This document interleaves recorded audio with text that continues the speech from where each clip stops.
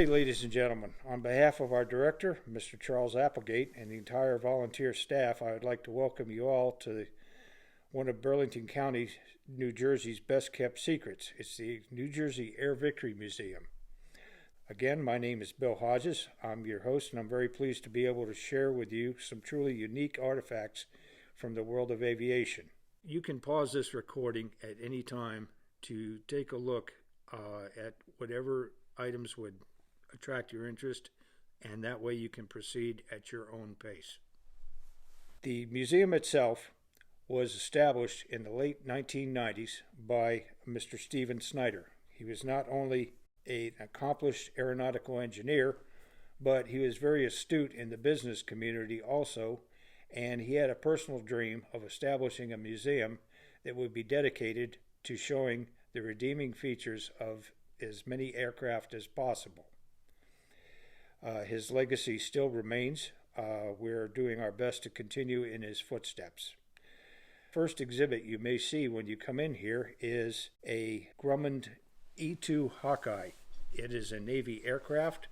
It's rather unusually shaped in appearance because it's got a rotating dome on the top of it.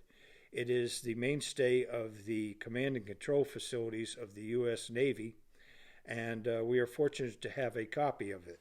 Once you do arrive at the museum, when you do come in to the building, you will be immediately surrounded by a bunch of aviation memorabilia and artifacts. Among our exhibits, we have almost 1,000 aircraft models, which is the largest collection in the state of New Jersey. Skilled artisans and model makers have contributed these models over the years, and each one, while being unique, represents a minimum of 50 to 60 man-hours of work. We have some that represent over 5,000 to 6,000 hours of work and dedication to detail, and we'd be very happy to show those off too. The first aircraft that you will see when you walk in the museum is an F-86D model Sabre jet. This aircraft is owned by the museum. Most of the other aircraft in the museum are on loan from Naval Air Station, Pensacola, Florida, and we must account for them on a monthly basis as to their status. In addition to the aircraft on display, our library has got over 8,000 volumes covering almost every phase of aviation. Amongst the artifacts we do have in the library are blueprints, some accident reports, and other items of note that would be very interesting to aircraft historians. But if you move from the library back out onto the floor, the second aircraft you will encounter is an F-4 Phantom. It's an early model. It was one of over 5,000 have been made. The aircraft itself was so widely accepted. It was jointly used by the Air Force, Navy, and Marines, sort of an early joint tactical aircraft.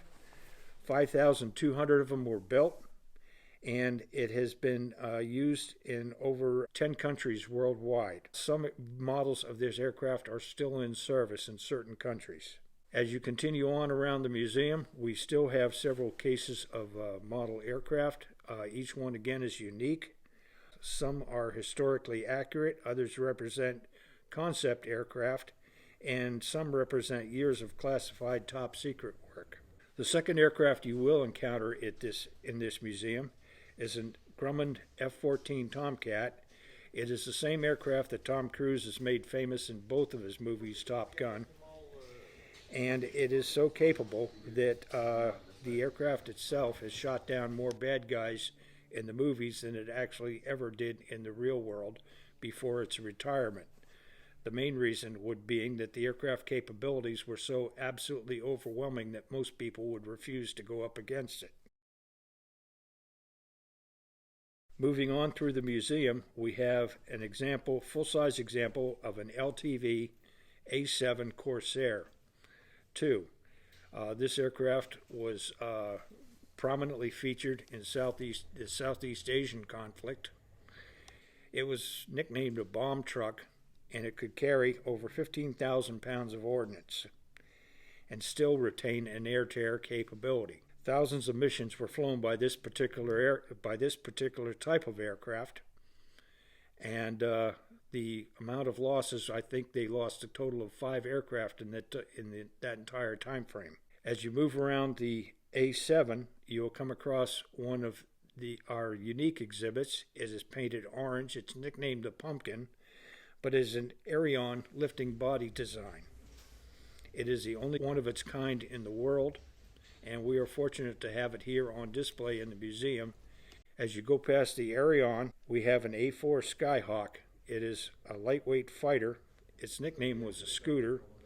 Our particular model has been refurbished and refinished in the Blue Angels markings, and it is quite a interesting exhibit, to say the least. Its nickname was also known as Heineman's Hot Rod, named after the designer Bill Heineman, and several thousand of those have also been produced, and some are still flying today in different air forces of the world. Across from the Blue Angels aircraft, we have our engine room, complete with a cutaway of a aircraft engine that has 4,360 cubic inches of displacement, something that's very hard to find in the internal combustion world. And we also have a original Jumo engine that was taken off of a German Me-262, the world's first operational jet fighter. Outside of the engine room, if you look up directly above you, you'll find a full-scale replica of the Wright Brothers Flyer. We have used that as, shall we say, several examples of life skills to the students, because you can get several very important lessons from the history of that aircraft. Along the wall, we have several simulators. These are actually classroom trainers. They were operational at one time. We're in the process of trying to reconstitute a couple of them for some interfacing with our guests so they can get a try for what it's like to fly an airplane. Along with the simulators, we have a display of aircraft ejection seats. And once past that, you will come to our last full-size aircraft we have in the hangar, which is a T-34 single-engine trainer that the Navy has used to produce its pilots. Rounding out the tour inside the museum here is our uniform shop. It's kind of a rather interesting collage of different uniforms from different militaries, different countries over different periods of time. We do have several unique exhibits in there. Most of these have been donated by people who really don't know what they have until they clean out their closets or clean out their garages or attics. But the way we have them on display, you can find some very interesting artifacts, to say the least, including we have a full-size M2 machine gun on display that was used in the Second World War. It should be noted for safety purposes that everything in this museum has been examined by the Bureau of Alcohol, Tobacco, and Firearms to make sure that there is no possibility of them ever being reconstituted as to present a danger to anybody. But that more or less rounds out what we have here in the museum. Outside, along with the E-2 Hawkeye, on the other side of our museum, we have an HH-53 helicopter, which is a heavy lift helicopter, and that also is in the process of being restored to its original condition. We have been able to start resuming work on different projects to upgrade our displays, and we would look forward to any person coming in to view these. We also look forward to any suggestions as to how we can improve it.